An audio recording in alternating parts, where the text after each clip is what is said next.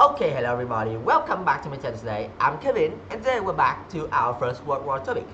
So in our last topic, while I talked about the Armageddon event, we received a lot of comments about those historical events.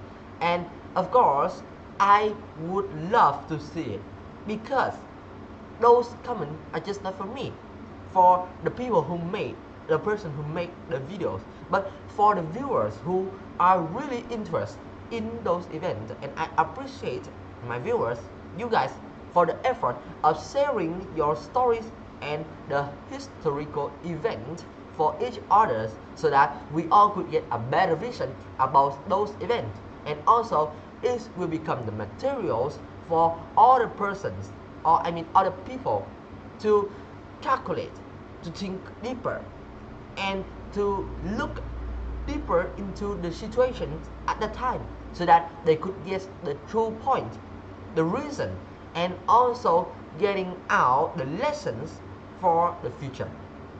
But unfortunately, our topic today is not going to continue talking about the German, about the British, the Arabs, and the the French.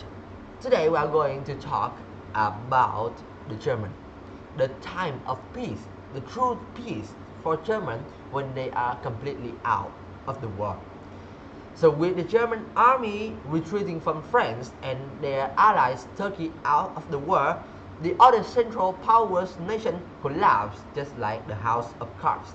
They have staked everything from money, food, troops, and every effort into the brutal war of expansion. And that's why their defeat also means their whole empire. On September 15, 1918, an allied force of French, Serbian, British, Greek, and Italian troops has based in Salonika, and then they launched a daring assault against the rocky Bulgarian frontier. Thinking the war was lost, thousands of Bulgarian troops deserted, and later on September 28, the government needed to sign a peace deal with the Allies. Many of the ethnic groups and member states that made up the Austro-Hungarian Empire had long been demanding for the independence. The young Emperor Karl I was desperate to save his fragile empire, and for that, in October 1918, he offered the member states he asked the member states for more control and power over the way they were governed. But his begs are too little and too late for the results to come.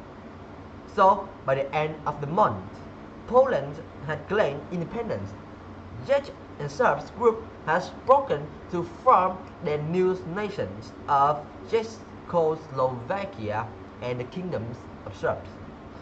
Croats and Slovenes later renamed Yugoslavia, and on the first day of November, Hungary too split from Austria to an independent nation. As Karl's empire started to break down, the Italians had made one more hard hit by launching a furious attack against his army in the south of Austria. In the battles of Vittorio Veneto, they smashed their way into the country, capturing men and guns until the Austrians begged for peace on November 3, which means it's just 2 days until the whole country is being defeated.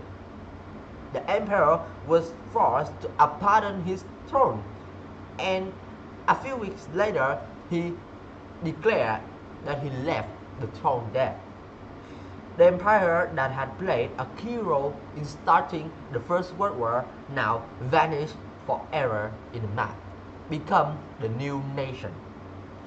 On November 3, the German sailors refused to take the High Seas Fleet into the North Sea, and the time for heroic gesture was over. The Germany finally come to the end of their war. Germany's leaders were left with no allies, no Central Powers nation to help them, and the most powerful ally Turkey was already out of the war.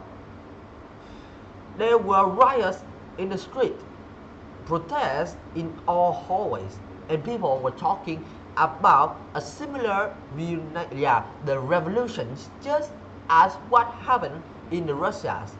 For what if you don't know about those events, you could watch about the revolutions in Russia. I have the topic on my channel and you can find it. So generals and politicians, when things happen, try to blame and bicker about who was the one responsible, while their soldiers is just die relentlessly on the battlefield. The general Ludendorff after that was dismissed from his post, and a new government from Germany asked for peace. But the Allies has refused to discuss the terms of an armistice while the Kaiser was still in power. Wilhelm's generals told him the army could no longer be trusted to obey in his order, and on November 9, Kaiser Wilhelm II abdicated and boarded a train for neutral Poland, where he would live out his days in permanent exile, which means just as a prison being thrown away.